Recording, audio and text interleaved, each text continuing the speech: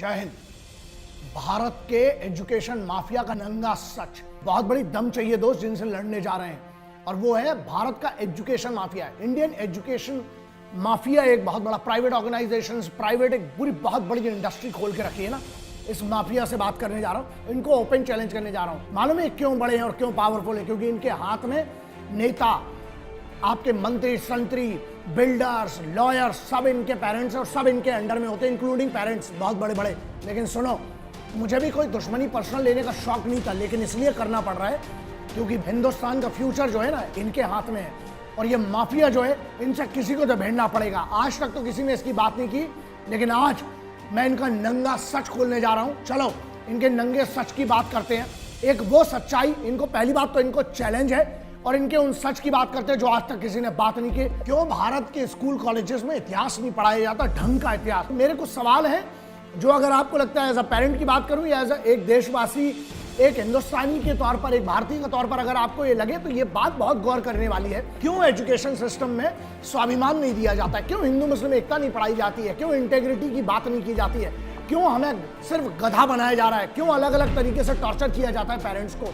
क्यों education system में उन टीचर्स का क्यों उतना कड़ा सॉल्यूशन नहीं होता जिनके भरोसे पर हम पूरा देश का भविष्य उनके हाथ में दे रहे हैं? क्यों कभी ये बात नहीं होती जब फीस बढ़ाई जाती है? क्यों ऐसे टॉपिक्स को मार दिया जाता है पैसा दे दे के जब किसी बच्चे की सिक्योरिटी पर बात आती है? अभी बच्चे का अपहरण हो जाता है, वहां पर बच्चे की हत्या की जाती है स्कूल में। क्यों ऐसे टॉपिक्स दबा दिए जाते हैं?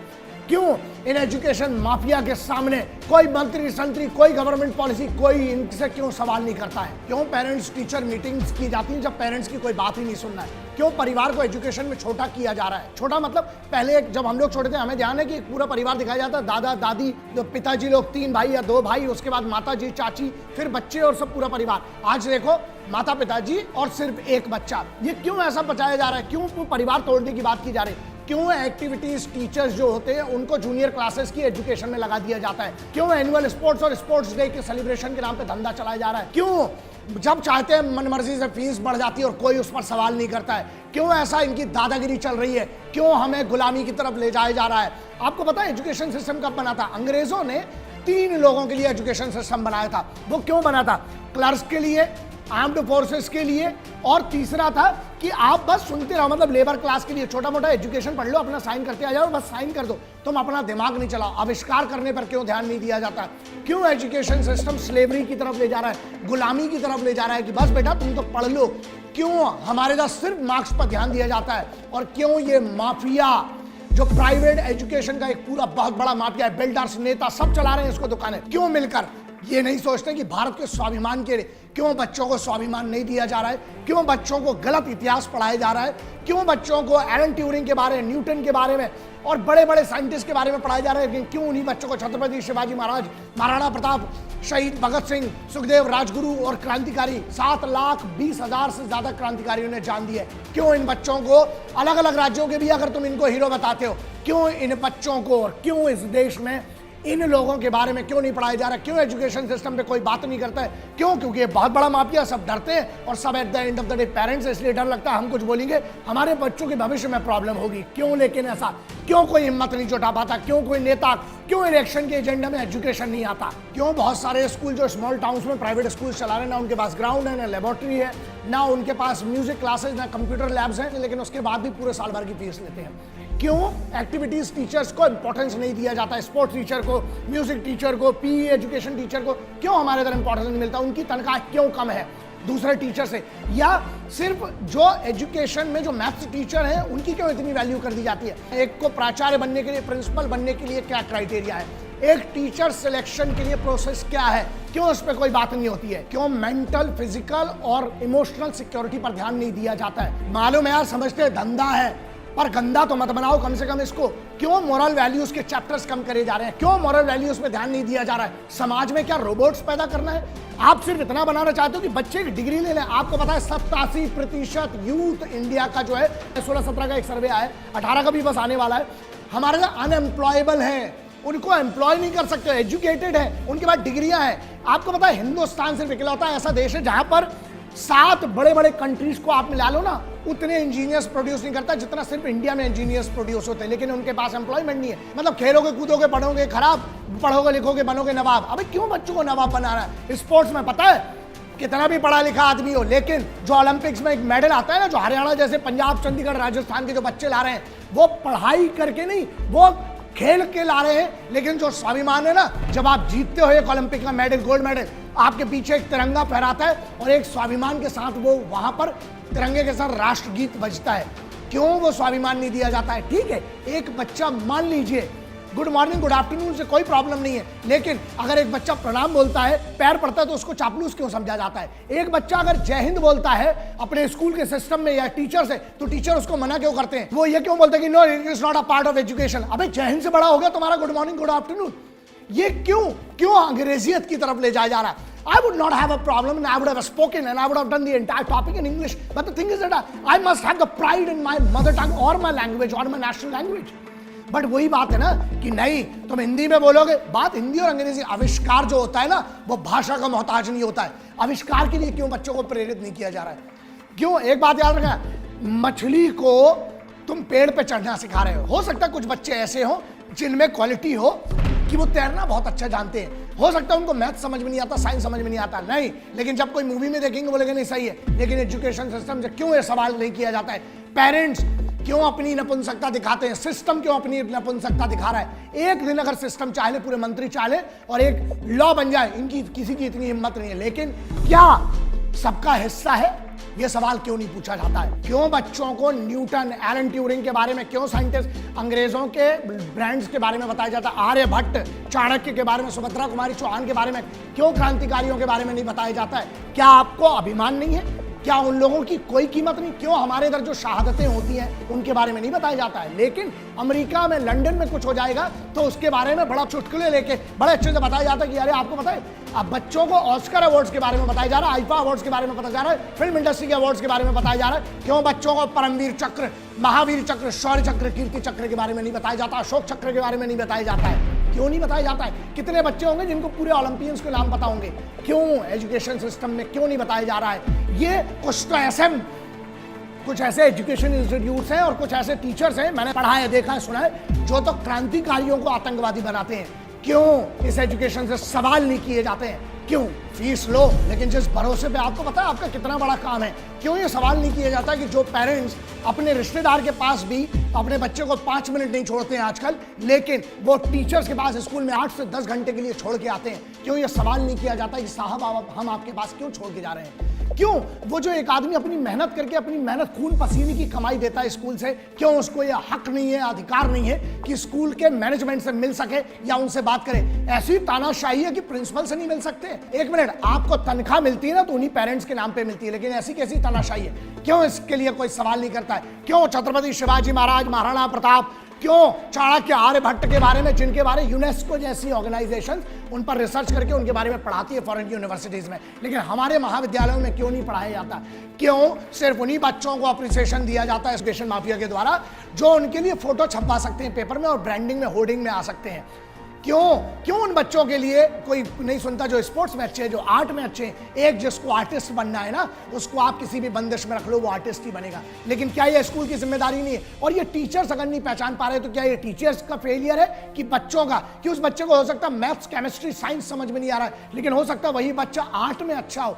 क्यों उस बच्चे को निखारने की जिम्मेदारी नहीं ले रहा है स्कूल, और क्यों उससे कोई सवाल नहीं कर रहा है? उदाहरण के तौर पर ये फेलियर कैसे? हम श्रवण संस्कृति से आते हैं, हमारा देश जो है वो सुनकर सीखने वालों में से था। सबसे पहले उदाहरण देता हूं, कैसे एक मुस्लिम का बच्चा नमाज सीख लेता बगैर स्कूल जाए, पहले कैसे सीख लिया करता था, आज भी सीखते हैं। दूसरा, कैसे एक ब्राह्मण के घर का बच्चा, एक पंडित के घर का बच्चा कैसे सुन के मंत्र सीख लिया करता था, कैसे क्रिश्चियन का बच्चा प्रेयर सीख लिया करता था, और कैसे एक गुरुद्वारे में जाने वाला एक गुरुवाणी सुनकर कैसे उन अरदासों को सीख लिया करता था बच्चा। इसका मतलब है जब वो लोग बगैर पढ़े लिखे होकर भी सुना कर सिखा सकते थे, थे, ये हमारी एजुकेशन सिस्टम का फेलियर। इस पर सवाल लेकिन क्यों नहीं होता, क्यों कोई सवाल नहीं करता? बच्चों को रोबोट्स मत बनाइए स्कूल्स कॉलेजेस वालों, आप उन बच्चों को ज्ञानी क्यों नहीं बना रहे, उनको ज्ञान क्यों नहीं दे रहे हैं? क्यों टीचर्स जो इस देश की, मुझे जो लगता है, चाहे यहाँ इस देश में जो राष्ट्रपति बन के बैठे होंगे, प्रधानमंत्री बन के बैठे होंगे, चाहे एक IAS सिविल सर्विसेज ऑफिसर्स होंगे, चाहे आर्मी ऑफिसर्स होंगे, चाहे डॉक्टर्स होंगे, इंजीनियर्स होंगे, साइंटिस्ट होंगे, कॉर्पोरेट्स वाले होंगे, ये सब बनाने वाला कौन है? वो टीचर। क्यों टीचर्स का फिजिकल, मेंटल, इमोशनल टेस्ट बगैर करे, प्रॉपर उनकी स्थिति देखे हुए, उनकी मानसिक स्थिति देखे हुए उनको कैसे टीचर बनने दिया जाता है? उनको कैसे इतनी बड़ी जिम्मेदारी दी जाती है? और वो सिलेक्शन प्रोसेस क्यों इतना कड़ा नहीं किया जाता है जिससे हम अच्छे टीचर्स चुन के लाए, जिसके कारण, और उन टीचर्स को एक बात बताइए, सबसे बड़ा काम करते हैं इस देश का, लेकिन उनकी तनख्वाह इतनी कम क्यों है? टीचर्स के नाम पे आप ब्रांड कमा लेते हो, नाम कमा लेते हो, फोटो वीडियो बना लेते हो, और उन टीचर्स को सबसे कम तनख्वाह दी जाती है, और माफिया के जेब में, जो एजुकेशन माफिया है, उनके जेब में पैसा जाता है। क्यों? ये सवाल क्यों नहीं हो रहा है? क्यों हिंदुस्तान में टीचर्स का मतलब ये हो गया है कि अगर आप कुछ कर पाए, मान लो सिविल सर्विसेज कर पाए, आर्म्ड फोर्सेज ज्वाइन कर पाए, या फिर डॉक्टर इंजीनियर कुछ कर पाए, कोई बहुत बड़ा काम कर पाए तो ठीक है, अगर आप नहीं कर पाए तो एक काम करो, टीचर्स ज्वाइन कर लो। यार ये गुरु जो है ना, गुरु घंटाल हो गए आधे से ज्यादा। तो सबसे बड़ी चीज है, ये सवाल क्यों नहीं है? इसका मतलब सिलेक्शन प्रोसेस में कहीं ना कहीं कमी है, लेकिन उस सिलेक्शन प्रोसेस को बनाया क्यों नहीं जाता है? सबसे बड़ा मुद्दा ये, मुझे पता है यार कि मैं बहुत बड़ा टॉपिक कर रहा हूं, एक बहुत बड़े भारत के माफिया से लड़ रहा हूं, मुझे पता है, लेकिन कौन करेगा फिर? 2-3 और बड़े ऐसी चीजें जिस पे सॉल्यूशन पे भी बात करते हैं, लेकिन उससे पहले एक और समझ ले, क्यों गवर्नमेंट एक रूल फॉर्मेट नहीं करती है? क्यों सरकार जो है, चाहे वो राज्य सरकार हो चाहे केंद्र सरकार हो, क्या इनका भी इसमें कुछ लेना देना है? मुझे पता है मैं बहुत बड़ी बात बोल रहा हूं, लेकिन एक बात बताइए, क्यों फिर एजुकेशन रिफॉर्म नहीं की जा रही है? क्यों एजुकेशन के लिए एक लॉ नहीं बनाया जा रहा है? क्यों इस माफिया से लड़ने की हिम्मत नहीं है? ऐसा है सिविल सर्विसेज ऑफिसर्स बैठे हैं वहां पर, ऐसा है पूरी एक ब्यूरोक्रेसी बैठी। ये पॉलिटिकल विल की बात है। आप आदेश देके तो देखिए, पर खच्चे उड़ा देंगे। अगर एक दिन में एक SDM साहब चाह लेंगे ना, पूरे सिस्टम को, पूरे स्कूल कॉलेजेस को एक लाइन में खड़ा करके सही से समझा देंगे और पूरा एजुकेशन सिस्टम समझ जाएगा। लेकिन क्यों? एक सीधी सी बात बताइए, क्यों एजेंडे की हम बात करते हैं? पॉलिटिकल एजेंडे में आप देखिए 3 सबसे बड़े मुद्दों पर बात की जाती है। पहला, हिंदू मुस्लिम पे बात की जाएगी। दूसरा जो है वो किसानों के लिए बात की जा रही है। तीसरा जो है रोजगार के लिए बात की जा रही है। इन सबका बेस क्या है? किसान को कर्ज लेना नहीं पड़ेगा अगर वो पढ़ा लिखा होगा, या उसके बच्चे बहुत अच्छे से पढ़े लिखे होंगे, आत्महत्याओं से बच जाएंगे। दूसरा, हिंदू मुस्लिम एकता की जो बात है ना, वो अगर स्कूल में ही आप सिखा देंगे तो देश में सामंजस्य रहेगा, देश में लोग मिलकर रहेंगे, प्यार से रहेंगे, सब कुछ अच्छा चलेगा। तीसरा, आप एजुकेशन के एजेंडे को क्यों नहीं लाते? क्यों एजुकेशन को हर पॉलिटिकल पार्टी के एजेंडा में नहीं मेंशन किया जा रहा है? ऐसा है, मैं एक राज्य में अब नाम नहीं लेना चाहता, लेकिन बहुत सारे ऐसे राज्य जो नए मैंने देखा उनने गवर्नमेंट स्कूल सुधार दिया। I respect them for that. उनने गवर्नमेंट स्कूल की पॉलिसी चेंज कर दी, बहुत अच्छा माहौल कर दिया, बहुत अच्छे स्कूल्स को। नियत की बात होती है, क्या नियत में खोट है और इसके लिए जिम्मेदार कौन है? अकाउंटेबल। एजुकेशन सिस्टम में करप्शन के लिए और एजुकेशन सिस्टम को इतना बर्बाद करने के लिए, इस माफिया के हाथों की कठपुतली बनने के लिए अकाउंटेबल क्यों है? क्या एक बार आप हिम्मत नहीं कर सकते हो? एक बार आप वोट मत दीजिए सबके सब। अगर वोट कब मत दीजिए, जब अगर आपके बच्चों को अच्छी एजुकेशन नहीं दी जा रही, इस एजुकेशन माफिया से आपको छुटकारा नहीं मिलता है, मुझे लगता है आपको वोट नहीं देना चाहिए। क्यों एक पूरा राष्ट्र बाइकआउट नहीं कर सकता? सब सुधर जाएंगे, लेकिन हिम्मत नहीं है ना दोस्त। हम लोग क्या करते हैं, जैसा चल रहा है चलने देते हैं। नहीं दोस्त, किसी ना किसी को खड़ा होकर कुर्बानी के लिए सामने आना पड़ेगा।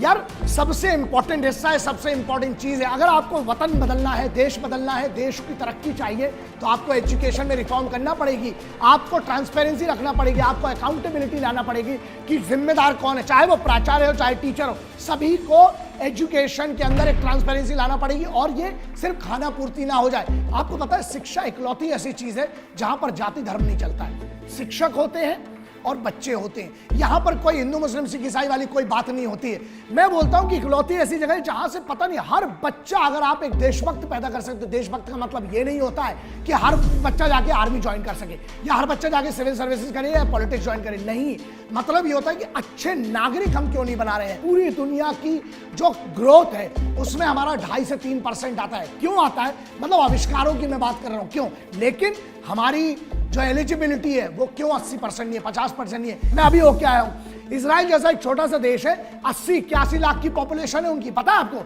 लेकिन एजुकेशन में आप देखिए उनने क्या तगड़ी एजुकेशन सिस्टम रखा हुआ है, कंपलसरी वहां पर अनपढ़ नहीं मिलेंगे आपको।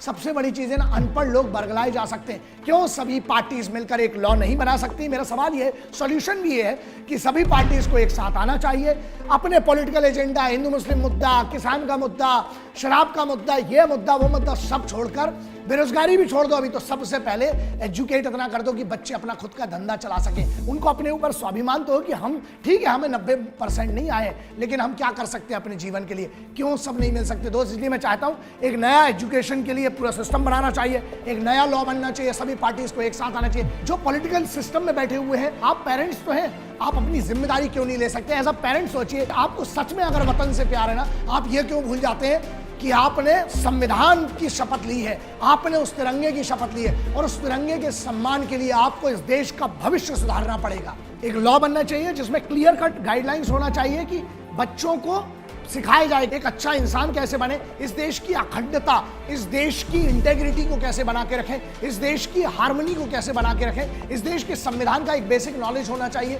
Basic education for the constitution और to understand the country. Bharat की विभिन्नता जो है, भारत की अखंडता, एकता, इसके बारे में पढ़ाया जाए। उसके बाद सबसे इंपॉर्टेंट चीज उस गाइडलाइन में ये होना चाहिए, अकाउंटेबल होना चाहिए। उस लॉ में एक चीज बड़ी क्लियर होना चाहिए कि अगर आपको ये 30 बच्चे दिए गए हैं, आपको इन 30 बच्चों को ये बताएं कम से कम टीचर्स कि इनमें से 30 में से 25 हो सकता कॉमन है, लेकिन 5 होंगे जो अलग होंगे। उनको अगर एजुकेशन में अच्छे नहीं है तो क्या है, हमको जब तक एजुकेशन की रिफॉर्म में हम ये चीजें नहीं डालेंगे तब तक मुझे नहीं लगता कि कुछ अच्छा होगा। और मुझे लगता है एक बार ये लॉ बन जाए, सभी पॉलिटिकल पार्टीज मिल जाए, इस देश के लिए एक निर्णय तो कुछ अच्छा ले लो यार, आप पर भरोसा करके आपको उधर तक पहुंचाइए, आपकी जिम्मेदारी है। आपको यह दिखाना चाहिए कि बॉस हम कॉम्प्रोमाइज एक चीज में नहीं कर सकते, जो है इस देश का भविष्य। यही बच्चे कल पेरेंट्स बनेंगे, यही बच्चे आविष्कार करेंगे, यही बच्चे साइंटिस्ट बनेंगे, कॉर्पोरेट्स में जाएंगे, सिविल सर्विसेज में जाएंगे, आर्म्ड फोर्सेज में जाएंगे। अगर अच्छा सिटीजन बनाएंगे, पूरा वतन बदलेगा दोस्त। और यही बच्चे हैं जो मेरे देश को आज जिस स्थिति में उससे लाख गुनी बेहतर स्थिति में ला सकते हैं। और इसके लिए सबको मिलकर ना कहीं से एक बार कुर्बानी देना पड़ेगी। मुझे पता है दोस्त, मुझे बोला गया है कि सर आप जब ये वीडियो करेंगे, मेरी रिसर्च टीम है, मेरी टीम ने कहा कि सर आप इस देश के सबसे बड़े एक माफिया से भिड़ने जा रहे हो, जो कि है एजुकेशन माफिया। हो सकता है मेरे बच्चों को स्कूल और कॉलेजेस से निकाल दिया जाए, लेकिन मैंने और मेरे परिवार ने बैठ के निर्णय लिया, हो सकता है इसके बाद मेरे बच्चों की एजुकेशन ना हो, क्योंकि हो सकता है ये वीडियो उन स्कूल कॉलेजेस वालों को भी देखना है जहां पर मेरे बच्चे पढ़ते हैं। लेकिन कुर्बानी मंजूर है। अगर किसी को इस वतन के नाम पर उस बदलाव के लिए कुर्बानी देना है, मेरे बच्चों की एजुकेशन कुर्बान सही दोस्त। लेकिन मैं इस पर बात करूंगा क्योंकि किसी की हिम्मत नहीं हुई आज तक इतने बड़े माफिया के खिलाफ खड़े होने की। धिक्कार लगता है, बड़ी बड़ी मर्दानगी की बातें करते हैं। आप पर भरोसा किया गया था, क्या आपने अपना भरोसा पूरा किया? अपने बच्चों को ना दोस्त, ये मेरा फाइनल सॉल्यूशन जो मैं समझता हूं, हमें स्कूल एजुकेशन सिस्टम को इस प्रकार से बनाना पड़ेगा।